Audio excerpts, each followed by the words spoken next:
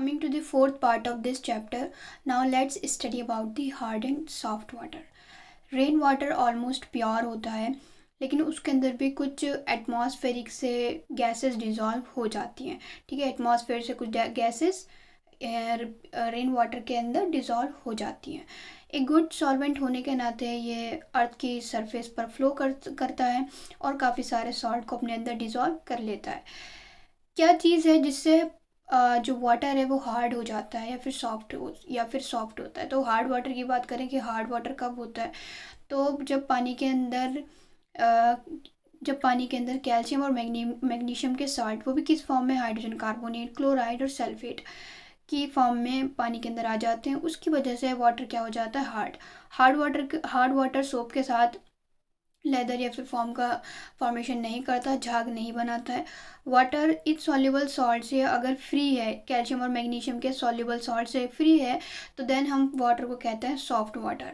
और soft water soap के साथ इजीली लेदर देता है। ठीक है, हार्ड वाटर इसकम या फिर प्रेसिपिटेट बना लेता है सोप के साथ। गमी सब्सटेंस देखे होंगे, जो हार्ड वाटर होता है अगर उसकी रिएक्शन सोप के साथ कराई जाती है, मतलब सोप या फिर सोप होता है, तो उसमें क्या होता है, गमी सब्सटेंस बनने लगता है और उसकी वजह से हमारा जो हमने सोप डाला है पानी के अंदर, वो सोप भी क्या हो जाता है, डिस्ट्रॉय हो जाता है, मतलब ख़त्म हो जाता है। जो उसका काम था वो सही तरीके से वो कर ही नहीं पाएगा। ठीक है, तो सोप के अंदर क्या होता है, सोडियम स्टीरेट होता है, एक लॉन्ग कार्बन चेन होती है C17H35COONA। ये हार्ड वाटर के साथ रिएक्ट करती है, सोप रिएक्ट करता है हार्ड वाटर के साथ, जिसकी वजह से कैल्शियम और मैग्नीशियम स्टीरेट क्या हो जाते हैं, प्रेसिपिटेट हो जाते हैं। ठीक है, और यहाँ से ये प्रेसिपिटेट हो जाता है और सोडियम आयन बाहर निकल जाते हैं।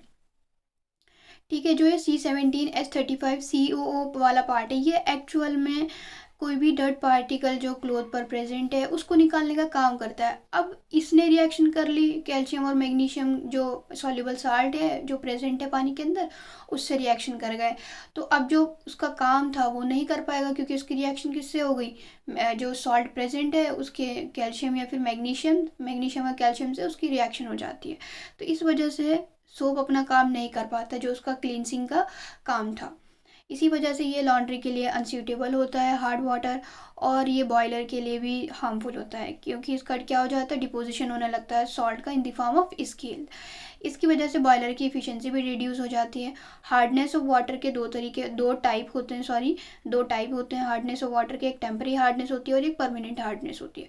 तो टेम्पररी हार्डनेस, जैसे कि नाम से पता चल रहा है, ये बॉइलिंग के थ्रू रिमूव हो जाती है, मतलब टेम्परेरी थोड़े से वक्त के लिए होती है और आसानी से रिमूव की जा सकती है।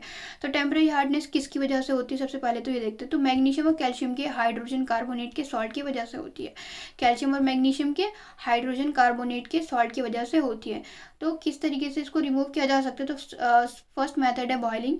बॉइलिंग के दौरान क्या होता है, जितनी भी सॉल्युबल मैग्नीशियम बाइकार्बोनेट और कैल्शियम बाइकार्बोनेट प्रेजेंट है, ये किस में कन्वर्ट हो जाते हैं, इनसॉल्युबल मासेस में कन्वर्ट हो जाते हैं, जिनको फिर बाद में ये इनसॉल्युबल मास है प्रेसिपिटेट हो जाते हैं, इनको फिल्टर आउट करके निकाल लिया जाता है बाहर। ठीक है, तो मैग्नीशियम बाइकार्बोनेट किस में कन्वर्ट हो जाता है, मैग्नीशियम हाइड्रोक्साइड में। वही हम बात करें कैल्शियम बाइकार्बोनेट की, तो ये कन्वर्ट हो जाता है कैल्शियम कार्बोनेट में।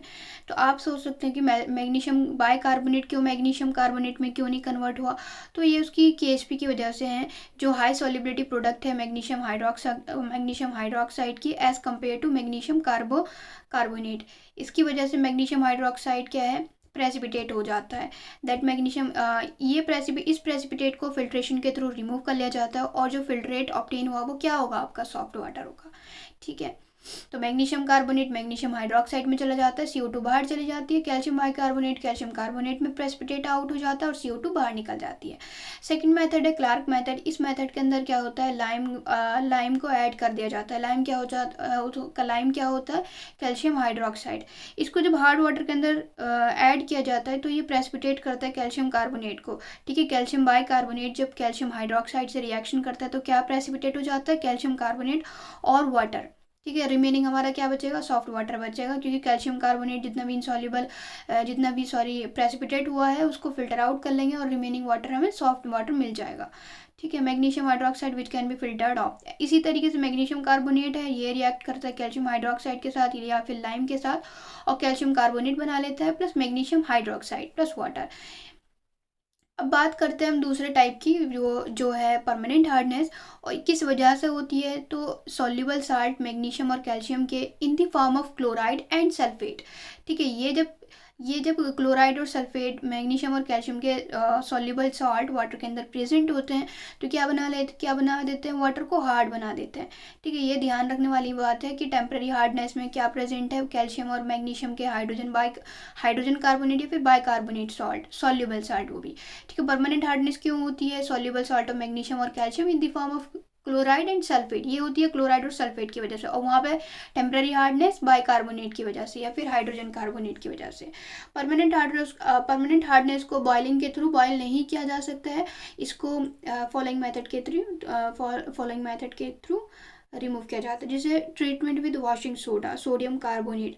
वॉशिंग सोडा इन सॉल्युबल कैल्शियम और मैग्नीशियम क्लोराइड या फिर सल्फेट के साथ रिएक्ट करता है और उसको रेस्पेक्टिव इनसॉल्युबल कार्बोनेट में कन्वर्ट कर देता है। ठीक है। जैसे हम बात करें MCl2, यहाँ पर हमारे पास क्लोराइड है और M क्या है हमारे पास, मैग्नीशियम या फिर कैल्शियम है जो हार्ड वाटर के अंदर प्रेजेंट है।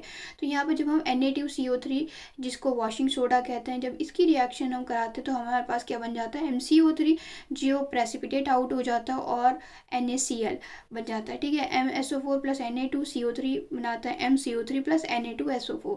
तो इस तरीके से हमने कार्बोनेट की फॉर्म में कन्वर्ट करके इसको निकाल लेते हैं, इसको फिल्टर आउट करेंगे और रिमेनिंग हमारा वाटर सॉफ्ट वाटर हो जाएगा। सेकंड मेथड है काल्गन्स मेथड। तो काल्गन मेथड के अंदर हम क्या इस्तेमाल करते हैं, सोडियम हेक्सामेटा फॉस्फेट Na6P6O18, कमर्शियली इसको काल्गन कहते हैं। जब इसको हार्ड वाटर के अंदर ऐड किया जाता है तो फॉलोइंग रिएक्शन होती है। ठीक है। Na6P6O18, देखो मेन काम क्या होता है इनका, या तो आप पानी में से पूरे तरीके से निकाल दो जो भी मेटल प्रेजेंट है, जो भी मेटल की सॉल्युबल सॉल्ट प्रेजेंट है उनको किसी तरीके से निकालना होता है। जैसे यहाँ पर हमने कार्बोनेट की फॉर्म में कन्वर्ट करके उसको प्रेसिपिटेट आउट करके बाहर निकाल लिया। ठीक है। अब हम इस काल्गन मेथड में जो मैं इसका एक निचोड़ बता रही हूँ, एक्चुअल में इसका मोटिव क्या होता है काल्गन मेथड का। तो इसमें क्या होता है, जो मेटल प्रेजेंट है जैसे M4 स्टैंड फॉर मैग्नीशियम और कैल्शियम, ये कॉम्प्लेक्स एनायन में आ जाएगा। अब ये फ्री नहीं होगा, और जब ये फ्री नहीं होगा तो ये सोप के साथ रिएक्शन नहीं करेगा, और जब सोप के साथ ये रिएक्शन नहीं करेगा तो उससे क्या होगा, हमारा जो सोप है वो अपना काम अच्छे से कर लेगा।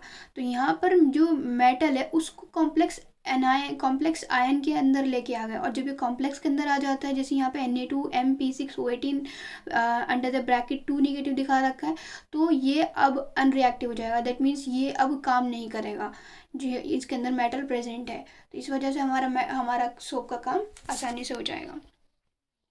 ठीक है। तो सोडियम हेक्सामेटाफॉस्फेट Na6P6O18 का इस्तेमाल किया जाता है हार्ड वाटर के अंदर। ठीक है। रिएक्शन की बात करें तो इसमें Na6P6O18 को किस तरीके से लिखा जा सकता है, sodium ion plus Na4P6O18 2 negative. और जब इसकी हमारे हार्ड वाटर के अंदर मैग्नीशियम और कैल्शियम के सॉल्ट भी प्रेजेंट होंगे इन दी ऑक्सीडेशन स्टेट +2, तो ये क्या ये इसके साथ रिएक्ट करके मेटल आयन इस कॉम्प्लेक्स के साथ आ जाता है। ठीक है। कॉम्प्लेक्स के अंदर आ जाता है और सोडियम आयन बाहर चला जाता है। तो ये कॉम्प्लेक्स एनायन मैग्नीशियम +2 और कैल्शियम +2 को सॉल्यूशन के अंदर ही रहता है, यहाँ से निकलते नहीं है बाहर ही, बल्कि क्या है, लेकिन हो तो गए एक तरीके से इनको अनरिएक्टिव तो कर ही दिया गया है। ये अब इसकम का फॉर्मेशन नहीं करेंगे, जहाँ पहले हमारा सोप खराब हो रहा था वो सोप खराब नहीं होगा, क्योंकि ये मेटल एनायन के अंदर आ जाते हैं और अब ये रिएक्शन नहीं करेंगे। आयन एक्सचेंज मेथड की बात करें तो इस मेथड को जियोलाइट परम्यूटेड प्रोसेस भी कहते हैं। Hydrated sodium aluminium silicate zeolite और परम्यूटेड होता है।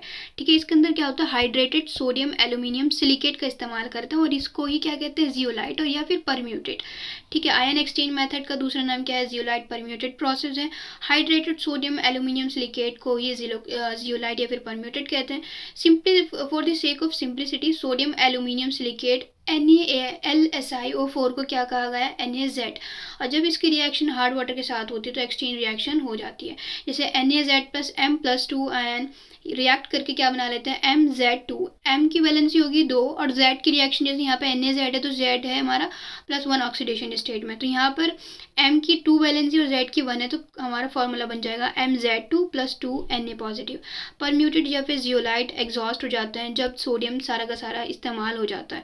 तो इस चीज़ को रीजनरेट करने के लिए फॉर फर्दर यूज़ इसको ट्रीट किया जाए, एक्वस सॉल्यूशन को ट्रीट किया जाता है सोडियम क्लोराइड सॉल्यूशन के साथ।